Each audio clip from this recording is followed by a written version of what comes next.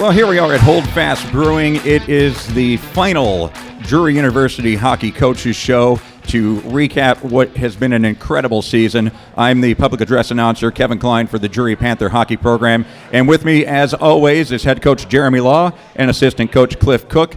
Guys, this is the first opportunity we have had to talk with each other since the ACHA selection show, where we were ranked number 9 in the country going into nationals. Give me your thoughts on that show, the selection show, because I was very angry when they got to talking about our program.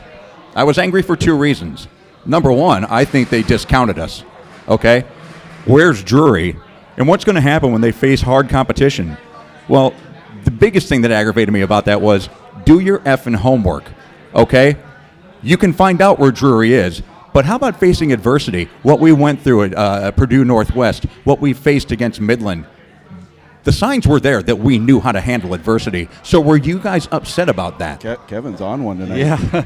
Honestly, I wasn't too upset. I kind of liked the fact that they were underestimating us, and we had an opportunity to, kind of come in and sneak in the back door and go about our business. So didn't really bother me, and I knew when we got there we'd have an opportunity to show what we're made of and prove them wrong. So, Cookie, you're a pretty emotional coach, though. I mean, did that? I don't know what you're talking about.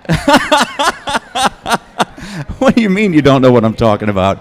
Cookie, you definitely wear your emotions on your sleeve. You rarely have to turn my volume up. This is very true, but for some reason I'm not hearing you, so hopefully it's recording. I'm pretty sure it is.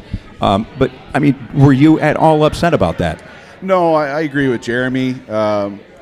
Playing the underdog role, which we were going to be all year as a first-year team anyways, that didn't faze us at all. I didn't. Admittedly, some of the conversation got a little old after a while. We've heard it all season. We even heard it during the tournament. I made the mistake of going back and watching a couple of the games and had to hit mute before I threw something at the TV, including the Minot game where we got absolutely no respect, from the announcers, including talking about how disappointed that they were in Utah. I'm like, well, we controlled Utah, so that's a great team. And Minot's a phenomenal team. Deserve all the credit in the world. That's the best team we played all year without question. But, give us some credit. We stayed with them. But at the end of the day, we knew the scenario. We knew the situation. We knew, where we stood. And, it sounds like I had a problem with it. I just had a problem with the ongoing conversation. Uh-huh. And us having to consistently answer the questions. And I think we answered those questions, especially in the Utah game. And I think we did to a point in the Minot game. Minot's a great team. I mean, they were number 1 for a reason. Yeah. And we hung with them. We're going to talk about both of those games, but I want to talk about the Westchester, the opening game where we took on, as the number 9 seed, the number 24 seeded team. And Cookie, I talked to you about this after the game. I have never seen a more dominant performance by a team than what we put on them. Yeah, and I think my response was, we were okay. Your response was, we're okay, but we had some rust we had to knock off. We had 3.5 weeks of rust to knock off, and I mean, we obviously controlled pace of the play. There's no question. But our good friend Jeff Boparland, that coaches Westchester, he's got a hard-working team. They work well together. They're very young. Age-wise, class-wise, we're very young. We've talked about it all year. Age-wise, his team's very young. He's got a lot of guys that didn't go the junior route, so they're pretty young. They just work really hard. So, we controlled the game. We didn't play our best. It was clear we had not played a game in a while. But going back to the previous conversation about finishing 9th, we talked about it for months leading up to it. If we had our way, finishing 9th is ideal for that very reason. We got a team, the lowest ranked team in there for our first game, so we could knock that rust off, and then it helped us moving forward. So you win that one 3-0. Kuchaslo gets his first shutout of the season, and then we go into a day off on Friday, and then Saturday evening we play Utah. And the folks that I was talking to after the Westchester game, I also spoke with during and after the Utah game, and they know hockey more than I do. They said the Utah performance that you guys put on was hands down your best game of the year. Yeah, I'd agree with that. We definitely played a complete 60-minute game. Our special teams was on point. I think Utah went 1 for 6 on the power play, and we went 2 for 3. We were 50% for the tournament. Yeah, Go figure that one out. So special teams was great, like just our D-zone coverage, the way we played defensively. We just did it all. We had, fairly good discipline. Out of those 6 penalties, I think we deserved, 3 or 4 of them. But, it was a complete game and by far the best we played. So, what was the mood like after that game? Because I hugged you, Lawsy, and I said, now we get to take out Minot. Yeah. What was the mood like in the locker room after that game? I think Cookie will agree, that was the best team we played all year, and we knew we were capable of beating good teams. So I think once we had that win, we felt confident that, okay, we are where we belong, and we are a quarterfinalist team. And so I think it really just boosted the spirits and our confidence. And we had a good game plan for Minot, and we just fell short, but I still thought we played well, and I thought it was a closer game than the score. So. That was the statement game we had been looking for all year because of, again, going back to the conversation of everything we heard about strength of schedule and all that. In fact, I did an interview, a podcast interview the next morning, and I brought that up because that was, one of the guys on that podcast team is one of the ones that keeps bringing up our strength of schedule when all he's doing is looking at score sheets, not watching us play. And that's a big issue with all of that, but that's for another conversation. But that was all year long we've been hearing about that, and it's just diminished what these guys, and all of them are back here behind the camera, it's diminished what these guys have done all year, this conversation about our strength of schedule. It is what it is. They had nothing to do with our schedule. That was us getting what we could as a first-year team, and they Explain went out. that, because I want to talk about that. Explain that. As a first-year D1 program, it's hard to schedule. Very, very hard, because you've not established anything. So the top teams don't want to play you for the very reason we ended up with a lower schedule. They want the stronger teams, and we hadn't established anything. They knew Jeremy's reputation. We were going to have a good team, but they still needed to see it. And now they've seen it. And more importantly, we took care of what we needed to do against those teams. We weren't going, I just had this conversation a little while ago with somebody. We weren't going out against these lower ranked teams and beating them by 1 or 2. We were going out and taking care of business and doing what we needed to do to make sure we were gaining enough of those computer points to move up in the rankings. Well, we won 23 in a row, 24 in a row. You don't do that if you're not a talented team. Right. Or else you have the Washington Generals playing against you and they're supposed to throw the game. Right. That's not the case in ACHA hockey. I felt so disrespected for you guys and the boys. We I really ended up did. playing, I don't know the exact, maybe you'll know it. I was trying to think of this earlier. Was it at least 4, maybe 5 of the teams we played this year were in the national tournament? Yeah. Purdue Northwest. Oklahoma. Mary, Midland. So there's 4 for sure. Yep. I think there might have been a 5th, but 4 for sure. So what's the problem there? Exactly. And we beat them all. Yeah. One thing Cookie and I were keeping track of it during the year too is we were winning games by similar results as some of the top 5 teams like the Adrian, UNLV, and when they played some of the teams Similar we did. Opponent, yeah. I mean, it kind of made us feel good. Like, hey, we're doing something pretty similar to these top 5 teams. So after what happened in the Nationals, where you guys make it to the quarterfinals, and we're going to talk about that final game last Sunday, but our team's beating down your door now to try and get you on the schedule? Yeah, our schedule's complete for next year already.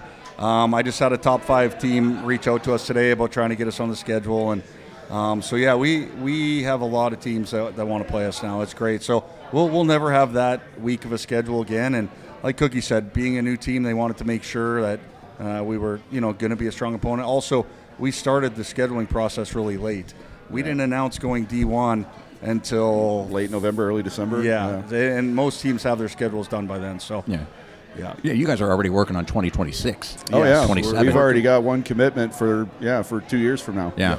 Okay, so let's talk about Sunday's game. It's the quarterfinals, and you guys go up against the number 1 ranked team in the country, Minot State Beavers, and we get shut out 4-0. Like you said, Lawsy, the game was closer than that score. It was. That's the first time all year we haven't scored a goal in a game, and we had plenty of chances. I think we ended up with 27 shots on net, and we had a couple 2-on-1s, a couple good power plays, and the opportunities were there to score. And I think closing the gap late in the game against that team is really tough. So the fact that we didn't put one in the first and second made the third really, really tough. So they seemed a lot faster. Was that because we were on tired legs, having played 3 games in 4 days? I don't think so. I don't think so. No. They're just a fast team. Yeah. I mean, they're loaded. 18 juniors and seniors on their team, and guys that have been around the league and been top guys in the league. So they were a small step above us in the speed department, and that's just something we realize where we have to get to. Credit to Corey Roy, our strength and conditioning coach. These guys were ready to play 5 games if they had to, for sure. Mm-hmm. So I think we were perfectly fine as far as conditioning and all that goes. A little beat up, a little banged up, but that's every single team at that point. So right. that's just a fast team we've seen all year. The night before was the fastest team we've seen up till then, and then it was Minot. And like Jeremy said, it was. I wouldn't say it was closer than the score. I think it was the score. It's not like they blew us out of the building. 4-0 game's probably where it belonged. We gave up 2 power play goals. That's a problem. We're better than that as a penalty kill team. So score was where it should have been. If you're just looking at the score sheet like some of these guys do, it's going to look worse because the shot totals, they're a volume shooting team. They're going to shoot from everywhere, so their shot total is going to be high. They said we had 3 shots in the third period. We had more than that. So there's discrepancies. But at the end of the day, the game ended probably the way it should have. Well, the ironic thing is we talked about the Westchester shutout. Joe Kuchaslo gets his first shutout of the season. I think he actually played a stronger game against Minot than he had to against Westchester. Sure. Some bigger saves. Yeah, for absolutely. Sure, Yeah. Absolutely. So how do we, and this is in any, how do we negate speed in a hockey game? I think just certain systems you can play to negate speed, but also bringing up our level of play. And now that we're going to be in year 2 with this program, and these guys have a year under their belts, I think we're going to improve. Our guys are going to get bigger and stronger, older, more mature. So I think our team speed will be there.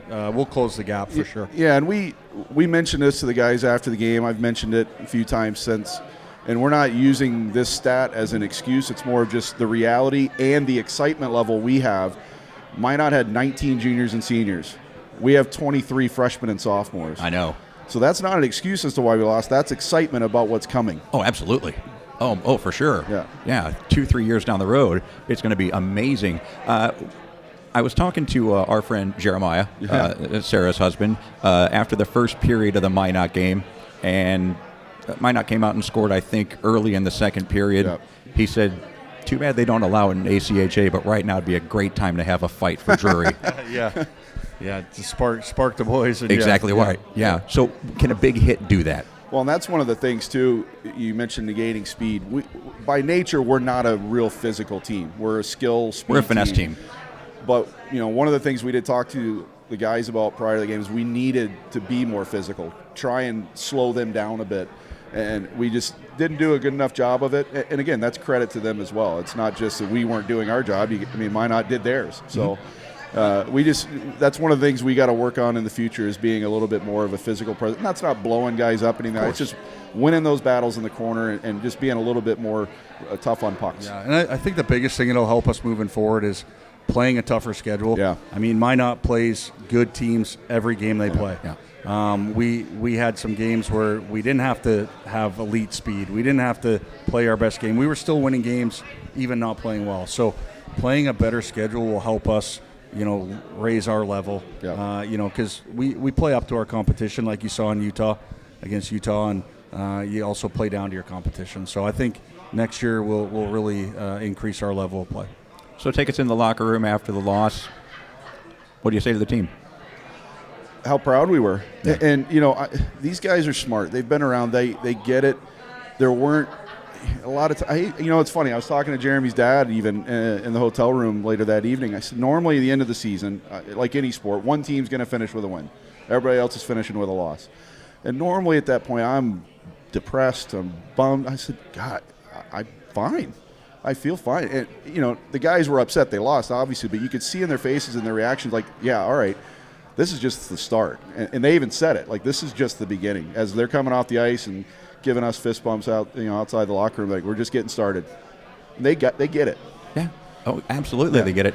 Speaking of Lawsie's dad, Ken was in the stands for all the games. Yeah. Has he gone to a game and not coached? The guy just can't just watch a game as a fan. He's jotting stuff down and scribbling things. Well, in his defense in that one, we might have put him to work. Yeah, we wanted another eyes in the sky for us, and Yeah, he's a very knowledgeable coach, obviously, and we used his help for sure. Yeah. Absolutely. Well, it was an incredible tournament. How does and I'm going to ask this of the players that are coming up, but are there behind-the-scenes things that make the national tournament even better than like a regular season game? Like they say in the Super Bowl, things are just so elevated. I think it's just fun. We were in a hotel together for 5 days, and just being on the road, that's always the most fun for me.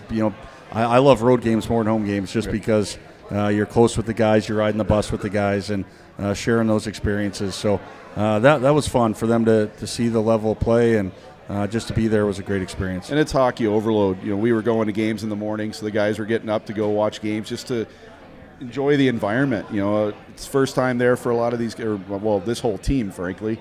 And getting just to experience the atmosphere at Centene. Obviously, we had some adventures with the weather, but other than that, it's just like Jeremy said, any road trip is fun at this level because you're now just with the family. You're just with the group. There's not the external downtown Springfield and all that kind of stuff. It's just us. Well, you talk about the weather and the things that happen with that. Cookie, I thought your Instagram post about talking about what the ACHA officials did to rearrange Division I and Division II games. Tornadoes literally went through the Maryland Heights area where this tournament was played, and it crushed things. So they had to move games from Centene Center down to Maryville, over to St. Louis Hockey Club, over to McKendree.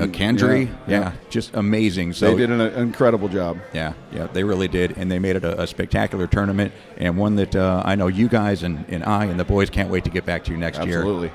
Can't wait. Well, we're going to talk to some of the guys. We actually are going to talk to two of the defensive stalwarts in segment number 2 here. Francis Young-Menard, defenseman, and Jozef Kuchaslo, our goaltender. Coming up in segment number 2, it is the final coaches show of the 24-25 Drury University hockey season. We're at Holdfast Brewing.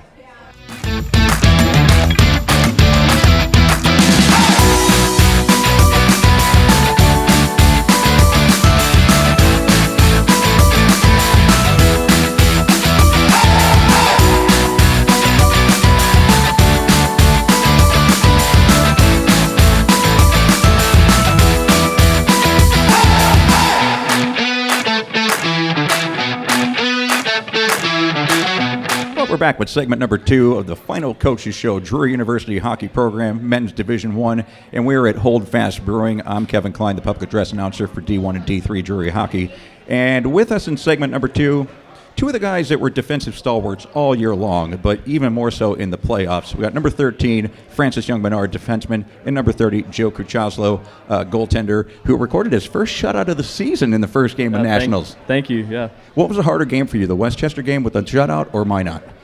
Oh, Minot for sure. That was one of the best teams I think that was the best team we've played this year. So it's. What made it so hard? I mean, they're just such a good skating team. They're really fast, and it was just just the game. They took it to us pretty good, and I think it was almost a learning experience for a lot of us because we hadn't played a team that good, but they were just they're just a level above us, and I think that kind of gives us something to strive for, though. So like we know what it takes now to get to that level, and I think we can kind of push ourselves. Let's talk about Minot for a minute, Francis. How stifling was their pressure as a defenseman? It was pretty hard to play against them just because they're, like you said, they're very fast, and they knew how to move the puck well. So you had to, like, as a defenseman, you had to be on your heels all the time, and just to make sure that you had your head on your swivel and you make sure that you already have the play and you already know what you're going to do before you have the puck. So it was very hard to play against them. Well, not only are you playing against 5 guys from the opposing team, but they actually used the boards behind Joe's net as like a 6th player out there. And Joey, I know that I was talking to Cookie, you said after that first goal, you're like, oh man, I forgot to play the boards. Yeah, because, the night before we played on a different ice rink, right? And they told me before the first game against Westchester that the boards were bouncy, and then we go to another rink, and then it's kind of a different, more of an adjustment, and then we come back, and I forgot about it. But yeah, they ended up, their first goal they scored, right off the back wall and came back out, and then they were using that all night. It was pretty. It was like an advantage to them. And then you almost looked as surprised as everybody else when that kid shot from the goal line and put it top shelf over your near shoulder. That just shows the level, right? Like they're putting the puck there, and that guy probably had about a puck length of space there, and he put it right there. So it's just the level that we were playing at there. That was ridiculous. So Francis, in a game like that where we seem to be a little bit outmatched speed-wise, what's going through your mind? Like, God, how do we change this? Can we change this? Yeah, when after the first period, I think we were all together trying to figure out what else we can do, because whatever was not working.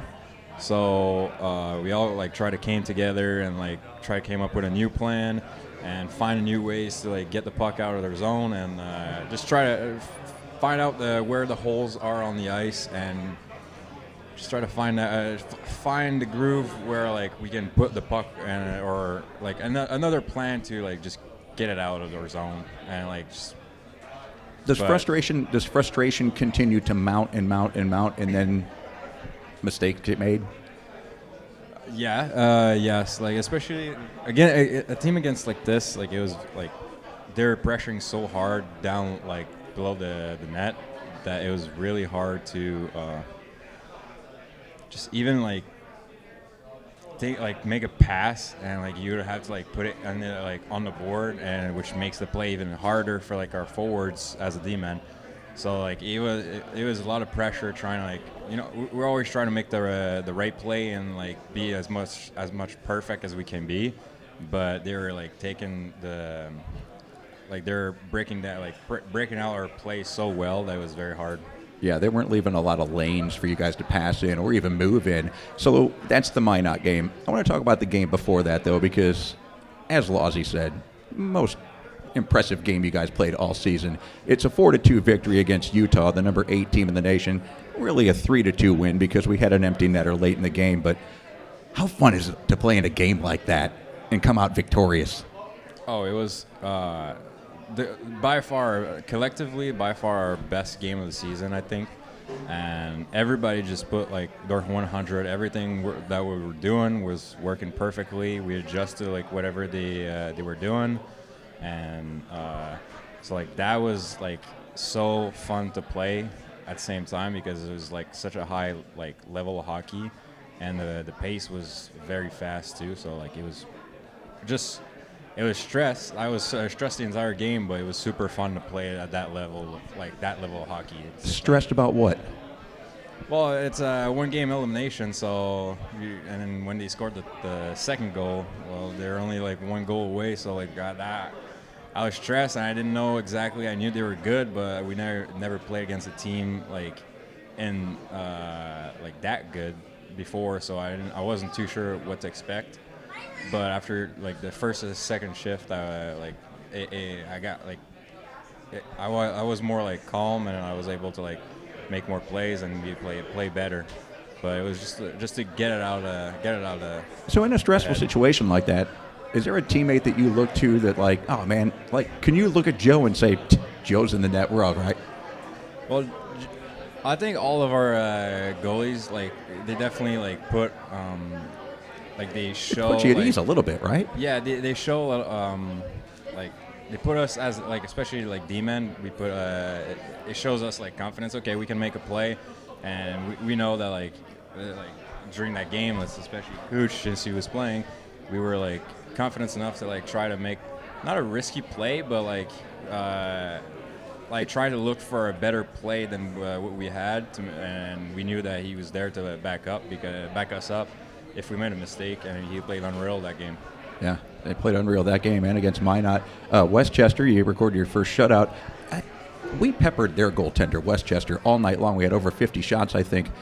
What goes through your mind as the opposing goaltender, seeing that guy take, shot after shot after shot? Well, it's almost more difficult to stay focused and stay locked in in a game like that, where, we have a majority of the possession, and we're working them in their offensive zone for couple minutes at a time before the puck even comes across on my side of the red line. So it's it was hard to stay it's not, well, you got to stay locked in, but it's definitely a challenge to stay engaged. Stay engaged in the game and like stay locked in the game, especially, after we have the possession there for 2 or 3 minutes. Sometimes, we end up coming down and just getting a good opportunity. So you got to stay focused and make sure you make the save for the guys.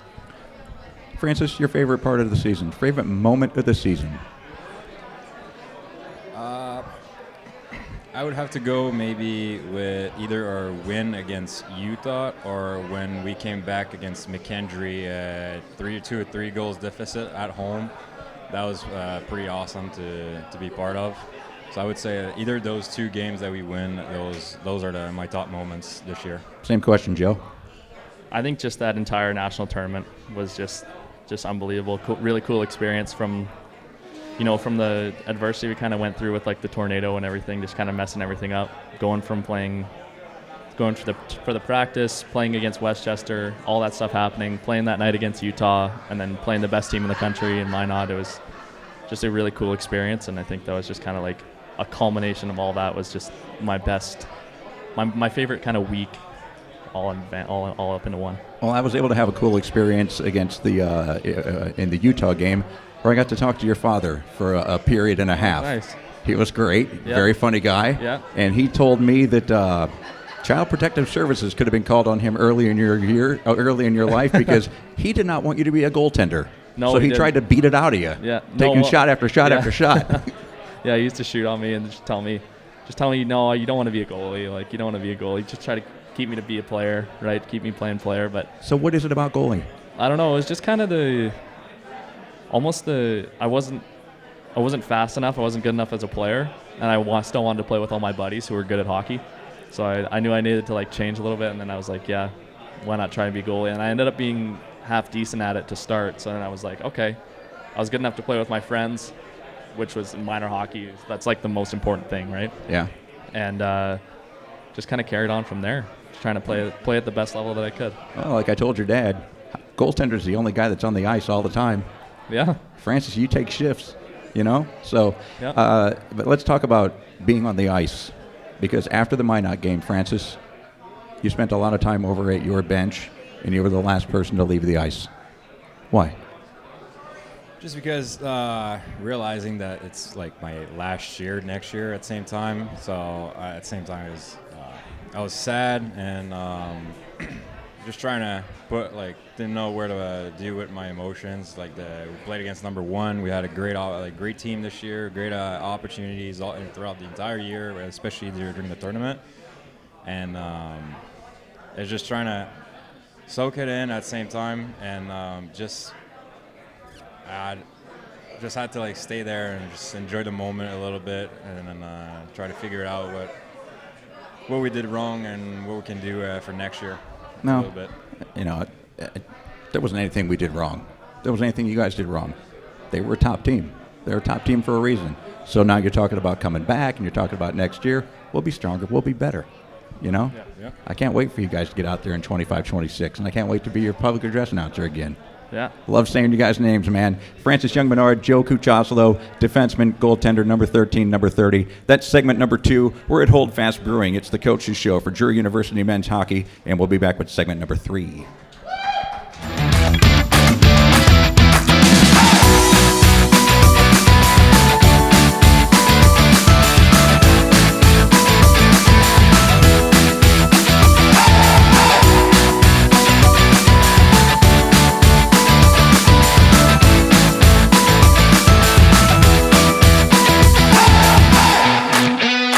We're back at Holdfast Brewing for segment number 3. I know normally we only have a 3-segment show, but this is the final Coach's Show of the year for the Drury University Division I men's hockey program, and so we're going to extend it and we already talked to 2 defensemen, now we're going to talk to 2 forwards who were instrumental in a great season. 2 of the top 3 points leaders on the Drury University men's hockey program, number 18, Luke Aston, number 88, Anmol Garcha. Guys, first and foremost, congratulations on a heck of a season. Thank you. Thank you. I got to meet your parents at Nationals, Anmol. They are very, very kind people. Yeah, I was just glad they were able to come and watch a game, but we didn't win, so that kind of sucks. But it was nice to see them. So. Oh, I know they appreciated watching you play, and as we all have watched you play all year long and appreciated it. But what did it mean to you that they actually made that effort? Because I believe you guys had a family tragedy. Yeah, my grandpa recently passed, so that was kind of tough. But they would have came earlier to the tournament, but because of that, they couldn't really come. And I was just grateful that they came and saw me, and so that was nice. And I loved what your dad said. He was watching the Minot game, and afterwards he said, "They're a good team, but we'll get there." Yeah, I hope one day we can get to that level, but I don't think we're too far off. We just need to kind of dial in on some things, and maybe we'll get to that level at one point. Luke, how frustrating was the tournament for you? You're used to 1.36 points per game. You had an assist the entire tournament. It looked like teams were keying on you because of your scoring prowess. Am I right? I mean, I got no idea what those other teams were thinking, but I think going into this tournament, I wasn't really too concerned with points or whatever it is just kind of make sure I'm playing my game, and if I'm not scoring or putting up points, I'm helping in another way, whether that be killing penalties or just playing a good defensive game. So I think that's kind of what I was focused on. Of the 3 games that you guys played, Westchester, Utah, and Minot, what was the most difficult? Definitely Minot, 100%. Okay, even over Utah, because Utah, they skated right with you guys, and I thought it was so evenly matched that you guys ended up winning it 4-2 on the empty netter. That had to be a fun game, right? Oh, yeah, for sure. Definitely, for me at least, it was the most fun of the year. Yeah. The most fun game, for sure. And speaking of fun, I told your parents that you are the funniest guy on the team. How do you keep a sense of humor in a game like Minot? I don't know. I feel like during game time, I like to think I'm serious, but I don't know. Sometimes I like to keep it loose just so I'm not thinking about it too much, and that kind of helps me play a little bit better because I don't want to be too serious and just go into the game and be like, oh, I made a mistake. What am I going to do, right? So I just like to keep it loose a little bit. So, on the power play, I noticed this in the tournament. You played a lot of point on the power play, something that I hadn't seen you do throughout the regular season. Was that something that you just got caught there, or was it something that you actually coaches planned for you? I don't know. Sometimes we just run a few rotations around the top with the 3 guys around the flanks, and I don't know. I just end up there a lot. I don't know why, but I just do. So, but my other flank mate, KT Walters, and the D-man there, Lucas Sedownik, they're good at being fluid, so it just kind of doesn't really matter where you end up as long as you are there. So. And Luke, you're dynamite on the power play. We were actually 50% for the entire tournament for our power play. What is it about our power play that is so successful? I think it's a lot of things. Obviously, the guys out there, everyone knows what they're doing. Everyone's pretty comfortable. And then I think throughout the year, just kind of getting used to the guys out there with you, so you don't even have to think when you're out. You can just put the puck over there, and someone's going to be there. So I'd say that, just kind of the familiarity of everyone on the unit. How frustrating is it to put up 52 shots against Westchester, only score 3? I mean, you got to think, that kid played great in goal. I mean, it easily could have been 8-9-0, I think, that game. But is it frustrating when the puck's not going in? Yeah, definitely. But, in those games where it's one-game elimination, you don't really expect an 8-0 blowout. Regardless of who you're playing, you kind of know it's going to be a tight checking game. It's going to be a low-scoring game. But yeah, that goalie definitely played really well. We probably should have had a couple more goals for sure. So take me into the locker room after the Utah game. What's the feeling? I don't know. It was a pretty big win, and we were confident going into the next game against Minot, and it was a real big confidence booster, and it's kind of like a bar we set to where we know we can play good and we can even exceed that bar. So it was like a good, I guess maybe starting point, if you would, right? So I think that was a big message. Take me in the locker room after the Minot game. Oh, well, obviously not good. I think everyone was definitely frustrated, especially with, I think, the score and, how the game went. I think a lot of the guys in the room would agree that it probably wasn't a 4-0 game. We definitely, if we played our best, we probably could have got a little closer.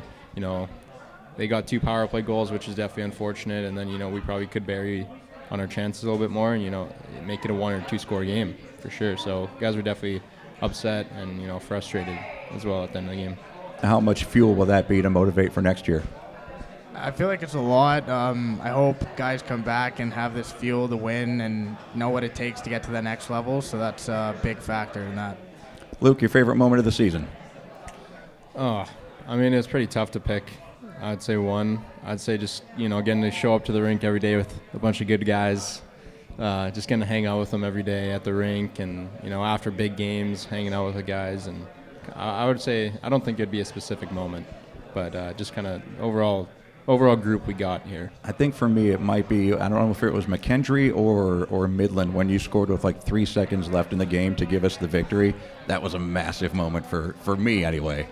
Yeah, I think that was McKendry. That was definitely awesome game, and feels really good that it happened to be me, but I don't think I was too worried about the personal kind of goal. Of course. Yeah. Garch, what about you? Favorite moment of the season? I think my favorite moment of the season is getting to spend time with my best buddy, Daniel Beaupre. He's a really good guy, and that was probably the best moment. But, there's, again, I don't know if I really like Jackson Truchan. He's kind of a weirdo, but a lot of the guys are good. I had a lot of fun this year, and I couldn't really pick out one specific moment that was the best. I just felt like the whole year was really fun, and I'm glad to do it next year too. Well, quarterfinalists in hockey, but gold medal, national champion in chirping right there. Anmol Garcha, number 88. Luke Aston, number 18. Guys, congrats on a great season. Can't wait for next season so I can start watching you guys again. Thank you. Thank you. Segment number 4 coming up. We'll wrap it up with head coach Jeremy Law, assistant coach Cliff Cook,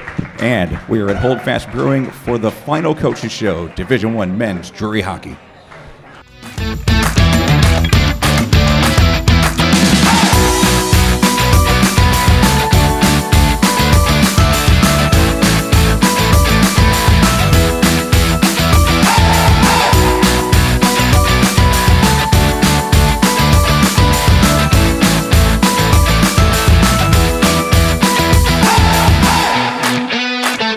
For the fourth and final segment of this coaches show. It's the final coaches show of the season for the 24-25 Drury University Panthers hockey program.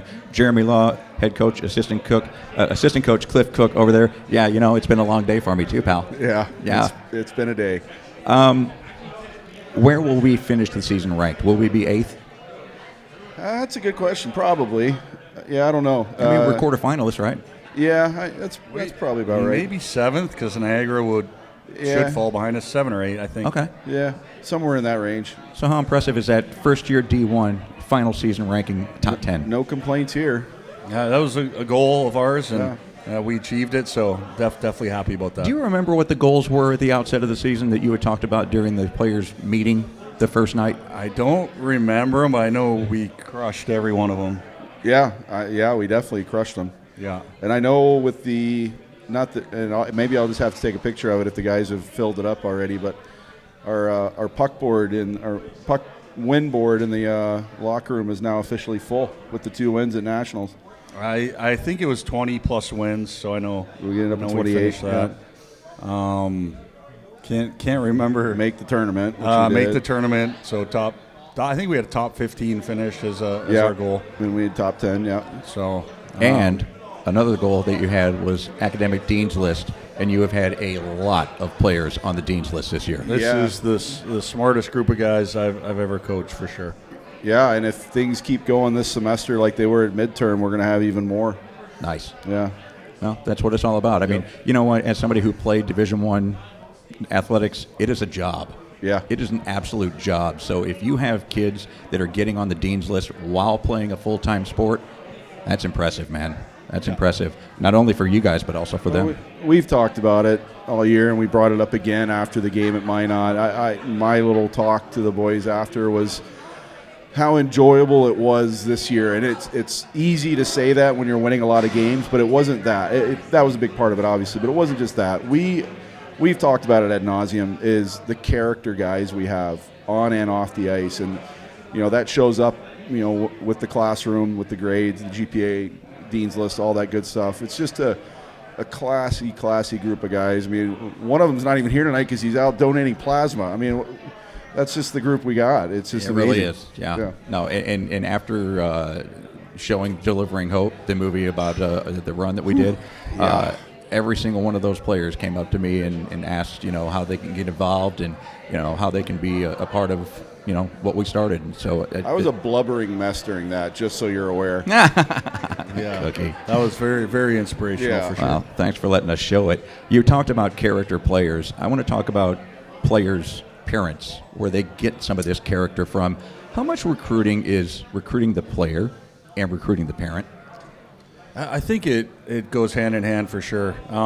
We're definitely trying to recruit good character guys, good teammates, and those players typically come from good families and good homes, and so it's very important to us. And whenever I'm recruiting a player, I always have talks with the families, and pretty good indicator of what kind of family they're coming from, and we had a good group of guys for sure. Yeah, well, you had a good group of parents show up at the Nationals too. Were you surprised at the number of parents that came in from Canada? No, it was awesome. It was great to see, and I think we had when we did our Canadian Thanksgiving last year too.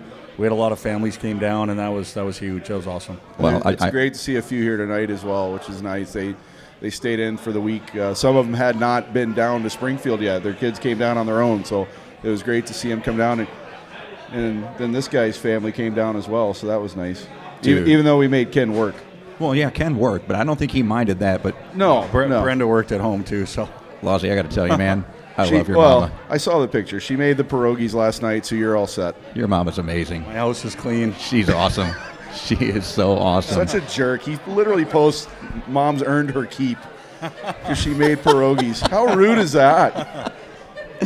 Something only a son could get away with. Right. Right. Well, I couldn't. I do want to mention the parents that I was able to meet. KT Walters' dad, Kevin, and Uncle Scott. Kuchaslo's dad, Brad McIntosh. Mr. and Mrs. Garcha, Mr. and Mrs. Sweet made it back down. The Ladens are they're right over here. Yeah. Lucas Sedonik's mom. Let me tell you, if you guys ever don't want to coach, Sedonik's mom can do it. That lady knows her hockey. Oh my gosh, man! She's sitting there going against the Minot. She's like, "Play your game, boys. Play your game. Find the open guy. Find the open guy." I'm like, "Wow, man! She knows. No wonder her son's good." Yeah, good Canadian family right there. Yeah, Larry Gale, Jared's dad, and then Jason and Sherry Brewer, Levi's parents. They were just so spectacular. She's hilarious. I know Louis' dad and uncle were there as well. I didn't get to meet them. Yeah. Very unfortunate. So, but yeah, and you know what? It's just. If I could just talk to the fans and talk to the players and talk to the parents who I had an opportunity to meet and talk to this year, the compliments that you give me about the easy job that I have and that I do, I'm humbled to be thought of so highly. I'm exceedingly grateful, but I'm the lucky one, man. I get to talk to these guys. I get to watch these games on ice level, and I get to say the goals and assists and all that stuff. So to be appreciated for the easy thing that I get to do, I can't even express it. I can't even express how grateful I am for that. And let me talk about something else real fast. Well, guys. I'm going to interrupt you because I will add, if you're in Springfield this summer, you got to come out to the Springfield Cardinals game because you're good chance you're going to hear this guy's voice. Every Wednesday night. Yep. Every Wednesday home game, I'll be doing the PA for the Springfield Cardinals. Thanks, Cookie. I don't know if you guys realize what you created, what these guys created this year. Them. Okay? I'm going to share with you. During the year, at every home game, I saw some of the same people. And they're wearing Drury University jerseys. They don't have any kids on the team. They don't have any kids in the school. They never went to Drury. They love this hockey program. Yeah. There were people at Nationals that traveled from Springfield that wore Drury jerseys that had no kids on the team, no kids in the school, they're not alumni. Yeah. They love this team. Olivia, who works for Web Sports Radio as an intern, she was at every home game taking pictures of the boys coming in, taking pictures of the plays out on the ice.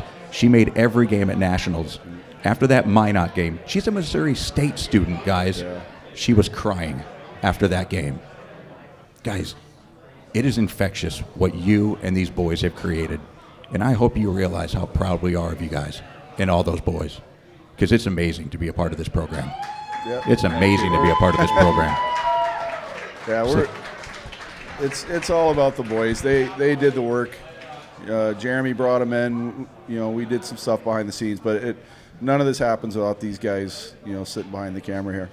Well, I am going to challenge you fans, okay, that when you come to a game next year, tell a family member, tell a friend, bring them. Yeah. It only takes one game, and they will be hooked. We need to make our stands as busy and as loud and as full as we possibly can. That's on us. That's on you. So let's help these Drury Panthers in the 25-26 season. Guys, I can't wait. I cannot wait. It's going to be awesome. Can't wait, Kev. Yeah. Thank you. Jeremy, so much. Thanks, Cliff, I appreciate you guys so much, Appreciate man. you, bud. Thank you very much. That's going to wrap it up. The final D1 Drury University Hockey Coaches Show for the 24-25 season. We're going to be a top 10 team at the end of the year when all is said and done. Maybe number 7, maybe number 8. But when we start up again in September, the slate is clean, and we will rise. We will rise. Top 5, maybe number 1. With these guys and with those boys, can't wait to be a part of it. Thank you for joining us at Holdfast Brewing, and thank you for joining us during this entire Drury University hockey season. Go Panthers.